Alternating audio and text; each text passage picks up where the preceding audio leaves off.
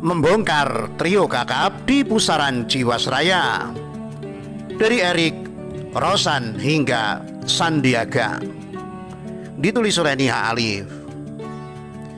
Teka-teki sosok elit di balik skandal Jiwasraya mulai terungkap.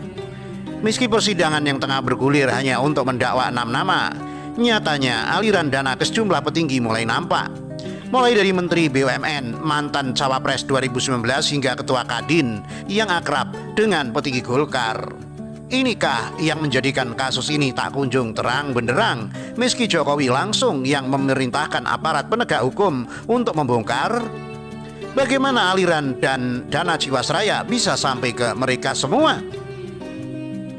Sudah hampir 3 bulan sejak sidang perdana Jiwasraya dibuka sejak awal Juni. Kejaksaan nampaknya ragu-ragu menangani kasus ini.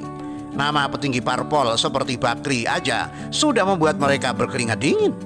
Apalagi menyangkut pengusaha kelas kakap yang berteman akrab dengan Menteri BUMN seperti Sandiaga Uno.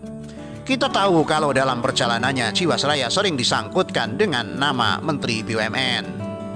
Seperti dilansir cnbcindonesia.com, Direktur Utama Jiwasraya Heksana Trisansoko mengatakan Jiwasraya mampu meraih keuntungan dalam investasi di saham ABBA yang sudah dilepas ke investor lainnya. Melalui mekanisme penjualan di pasar modal, besaran keuntungan mencapai 2,8 miliar rupiah. ABBA nggak ada lagi, BJBR PT Bank Pembangunan Daerah Jawa Barat dan Banten TBK masih, katanya. Heksana yang juga mantan Senior Executive Vice President Direktorat Treasury and Global Service PT Bank Rakyat Indonesia TBK atau BBRI ini mengatakan saham ABBA dimiliki hanya sekali. Dengan 1 kali transaksi jual beli dalam jumlah kecil yakni pada tahun 2014, 14 miliar rupiah. Dan untung 2,8 miliar rupiah. Ini sudah saya teliti murni tradingnya trader. Ini tidak ada window dressing, aksi mempercantik laporan keuangan jelang akhir tahun. Jelas Heksana. Sudah dijual lama saham ABBA, tegasnya. Pertanyaannya, kalau benar saham Erick Thohir memberi keuntungan, kenapa cuma dibeli sekali? Apakah saksian Heksana cuma menutupi kebusukan Erick?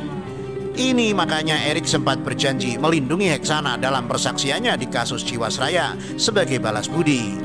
Rupanya penegak hukum harus kembali menyelidiki aliran dana Jiwasraya ke perusahaan Erick, bukan hanya sebatas dari kesaksian Dirut semata. Padahal amblesnya Jiwasraya juga karena kelalaian Heksana yang buru-buru mengumumkan gagal bayar di saat keuangan perusahaan masih surplus. Apa ada hubungan timbal balik antara ketidakbecusan Heksana dengan bobrok Erick di Jiwasraya?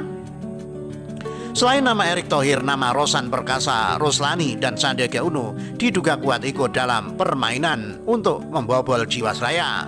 Rosan pernah diadukan ke polisi oleh para pemegang saham Bank BTPN beberapa tahun yang lalu. Pengaduan para pemegang saham Bank BTPN terhadap Rosan P. Roslani terkait dugaan penempatan dana nasabah BTPN secara ilegal. Bank BTPN adalah salah satu bank rekap yang sahamnya dibeli Rosan atau Recapital Securities pada tahun 2005 hingga 2006 lalu sebanyak 71,6% dari PPA. Seperti kita tahu, terhitung 12 Maret 2008 Bank BTPN listing di Bursa Efek Jakarta atau BIJ dan resmi menyandang gelar sebagai perusahaan TBK atau terbuka. Anehnya pada 14 Maret 2008 Texas Pacific Group atau TPG mengakuisisi saham Bank BTPN sebesar 71,61% dari Rosan atau Recapital Securities. Tidak lama setelah itu muncul masalah yang terkait dengan dugaan fraud yang dituduhkan kepada Rosan dengan modus penempatan dana ke pihak ketiga. Penempatan dana Bank BTPN pada pihak ketiga, PT Asuransi Jiwasraya yang diduga tanpa seizin dan sepengetahuan pemegang saham minoritas. Dari penempatan dana Bank BTPN yang diduga ilegal ke Jiwasraya, Rosan diduga menerima komisi asuransi 3 miliar rupiah sampai 4 miliar rupiah per bulan. Kasus ini sempat mencuat di permukaan tetapi segera diamankan Rosan. Rosan kemudian keluar dari manajemen Bank BTPN. Selain menjadi ketua Kadin, Rosan juga tercatat menjadi petinggi perusahaan ternama yang terafiliasi ke Erick Thohir dan Sandiaga Uno. Dari Wikipedia disebutkan bersama dua sahabatnya, Sandiaga Uno dan Elvin Ramli, Rosan mulai merintis usaha sebagai penasihat keuangan atau financial advisors. Perusahaan yang dirintis sejak 1996 itu akhirnya resmi berdiri pada 1997 dengan nama PT Republik Indonesia Funding, yang lebih dikenal sebagai Finance Indonesia. Pada tahun 2002, Indonesia Finance berganti nama menjadi Recapital.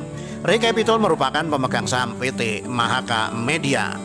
Selain memegang saham di Mahaka, Rosan juga sempat menjadi komisaris di Saratoga Investama Sedaya bersama Sandiaga Uno. Setelah sempat merugi 288,5 miliar rupiah tahun 2013, secara mengejutkan PT Saratoga Investama mencatatkan keuntungan fantastis di tahun 2014 mencapai 803 miliar atau tumbuh 226%. Ini tahun yang sama saat Rosan menyalahgunakan dana nasabah PTPN untuk investasi di Jiwasraya.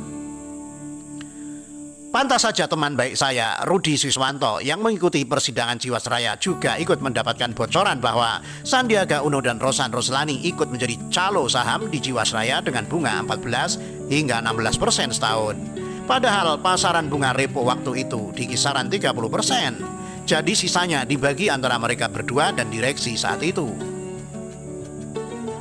Sekarang terang benderang, sudah kenapa semakin dibuka? Kasus Jiwasraya semakin kusut dan buram.